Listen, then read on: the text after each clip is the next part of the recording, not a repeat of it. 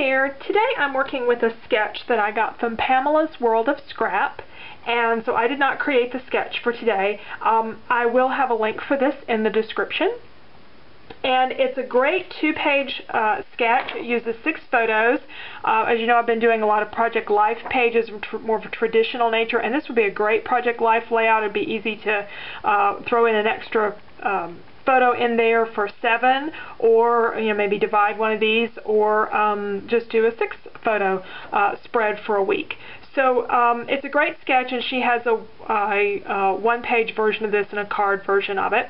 But I'm using it today for an event that we did. We actually did a tour, and I have my 6 photos from the tour. This was the BMW plant in Spartanburg, South Carolina, and it was a wonderful tour. There'll be information about it on my blog if you're interested, if you're ever in the Greenville-Spartanburg area. The photos are of the museum. They're not actually the plant, but we went on a tour of the plant to see how the cars were made, and it was just really, really interesting to do that. So what I want to do with the layout is, let's take a look at the sketch and see how I'm going to adjust it. We have all these little squares here. I'm going to do something different from the squares, but I'm also going to move everything down a little bit because I think I made my photos a little larger than she had originally drawn, and I need a little bit more room for them, and I need a lot of room for journaling because I don't have photos of going through the plant, and that was really the main thing. I'm going to be talking about it a lot in the journaling, and I need somewhere to put that. So I'm planning to put my journaling in here in a pocket underneath these last 2 photos. So there'll be a pocket created there for the journaling. So I won't need this space on the bottom for journaling. What I'm going to do down here instead is, instead of the squares, I'm going to use some triangles. And you may have seen these on other people's layouts. They've been really, really popular. And I don't know how everybody's been doing them, but the way I've been doing them is just to take a square and cut it in half. And this is, if you were a quilter, you recognize this as the flying geese pattern. And there's lots of different versions of that. There's going to be a lot of triangles before I'm done, but they're going to be a whole lot easier to keep up with it if this were fabric. What I'm trying to figure out, though, is the size. These are a 1.5 inch square, and I think they're a little too big. So I did a 1 inch square, which I think is too small. So Goldilocks here will figure out what the right size is. I'll try 1 1/4 and see if I can come up with the correct size. For materials, I'm using, of course, the black cardstock background, and the sketch shows some matting. I have some gray paper here for matting. I haven't decided if I'm going to use it or not because I really like how the photos pop on the black background. I've got some washi tape I may put underneath, kind of have that come across the layout somehow. So I've got some thoughts about that.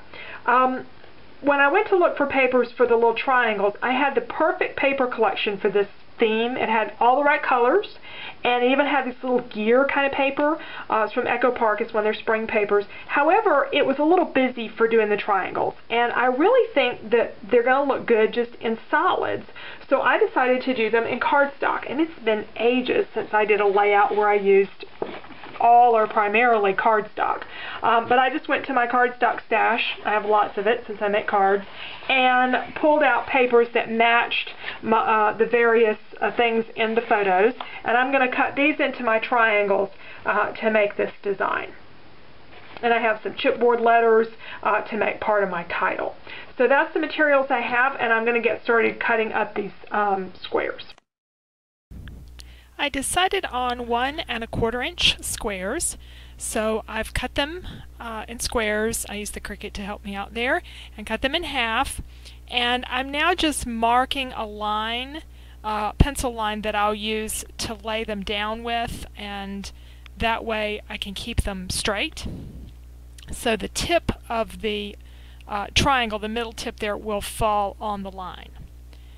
So I'm laying a few out to see how the colors are going to look, if I need more of one color or less of something else.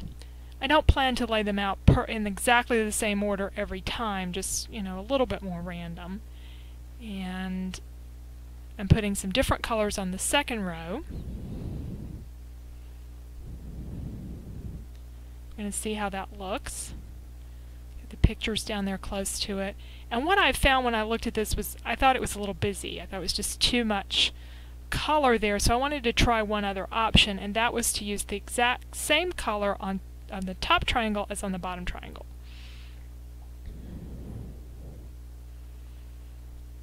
And it was kind of funny. I had all this time with these triangles, kept turning them the wrong way, and I finally realized just make all the little arrows on the second row go the same direction, and they'll fit in there perfectly fine. And once I get this put in place, I find that I really like that. I really like the two colors matching up. It's just a lot more order and consistency, which is of course a lot what we saw when we were making this tour. And I'm going to go ahead and glue the first row down first. I'm using glue stick, which I don't use a whole lot. And I started gluing onto the background and quickly figured out that wasn't going to work. I was going to have too much glue. So I'm gluing each of the triangles and placing that on the background. Again, lining up those little tips on the line that I drew. That way I can flip up the ends a little bit if I want to, because I'm just going to be sewing through the middle of these. You'll see that in a little while. Alright, I finished the first row, and now I'm getting ready to glue the second row, and I needed a line. It happens to be exactly 2 inches of the width of my ruler. And I start by gluing the triangles right up against the bottom row, and I realized I want them over a little bit. It's going to end up with a point of that one on the left hanging off a bit in the center, but I'll correct that or make that go across later on. I've started in the very center so that I wouldn't end up with half triangles that had to go across the page. And I've done triangles all the way to the edge, but you'll see the drawing, they really don't, the design there doesn't go all the way to the edge. So on the left hand page, I'm thinking about not running it all the way to the edge and just bringing it part way across. So I lay out some triangles and try to kind of figure out how far over I really want this to go. Where my title's going to be, where my photos are, and I mark a spot there.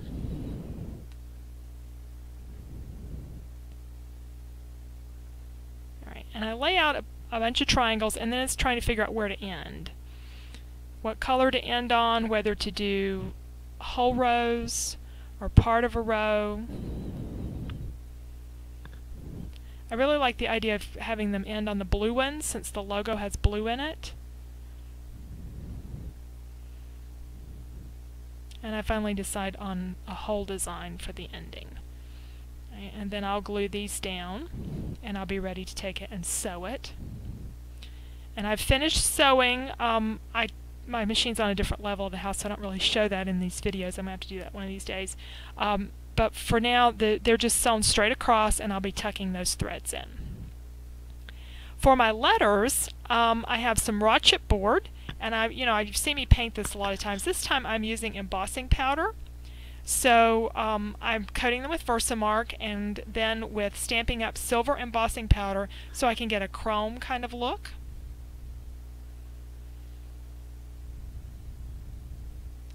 When you do embossing powder on letters, it takes multiple layers of it, usually a couple of layers, but the more layers you do, the more it melts together and the smoother the appearance is.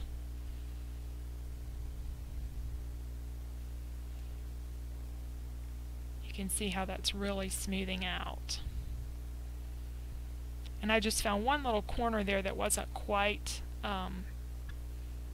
covered enough, so I went back and added a little more embossing powder to that one corner. And I just do all 3 of the letters the same way.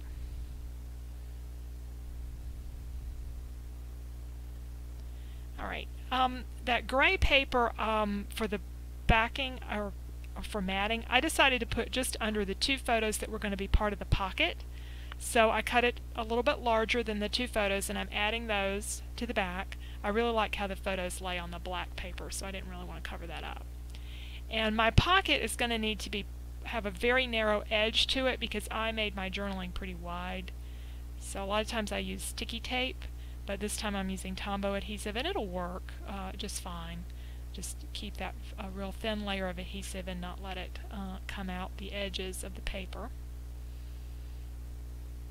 Now for my journaling, I want a little bit of it to hang out at the top, and I'm putting a tab. I just folded the top down and cut the corners in a little diagonal there, and I'm adding some of this washi tape. That's what I decided to do with washi tape, was use it for accents, and so it's going across the top of this journaling block, just folding it over the edge and then down, and it's not going to show underneath because I'm going to be stapling this down, so just get a little bit extra there torn off.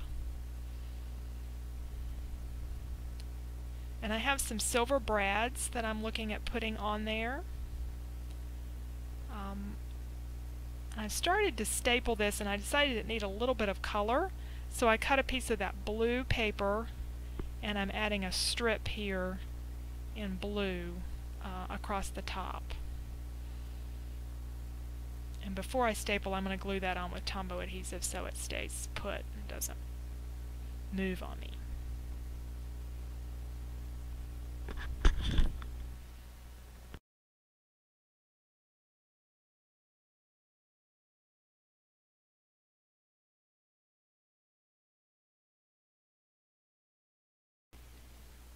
Okay, I have my journaling in place now with the brad there, and over on the left side I added some more of those little triangles and sewed them on. It really needed something up at the top to balance all of that color on the bottom, and I put a few triangles up there and that just worked out perfect. Now I'm trying to decide what other embellishment I want to put on the page. I'm thinking about a large circle underneath the title, and probably out of this blue paper again because it matches the logo. I'm also going to need to put a date on the page, and I still have a couple of those silver brads that I can work with. So here's my circle cut. I used the Creative Memory circle cutter to cut the blue circle and the white border around it. I've used the Cricut to cut my lettering, and I've used a trick from Nicole McGuirk to add gray lettering underneath the white or underneath the top coat to create a shadow, and you'll see that at the very end how it really makes everything pop. Now the silver brads need to go somewhere, and I spend a lot of time trying to figure out what to do with this middle section. I'm adding some more washi tape like I've put over the journaling and underneath the part of the title, but getting it in the right place takes me a while to figure out kind of where it needs to go and where the title needs to go.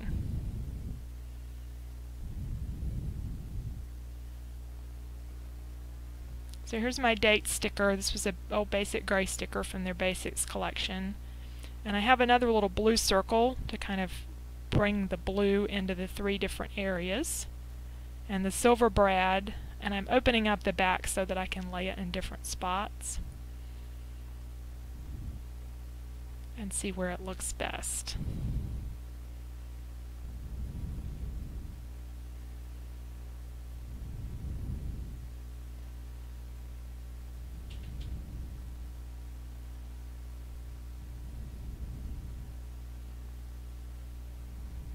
Okay, one thing I forgot was this ticket from the event, but if I put it where I plan to put it, it just sort of throws the flow of everything off. So it's going to end up over here in the pocket. Alright, I glue those final things down, and here's the completed layout. Here's our sketch. I had my 6 photos, and I used the little triangles instead of the brick look there, and I didn't have the journaling, so I moved everything down. I dropped some of those triangles and the tabs. I did have a tab at the top of my journaling.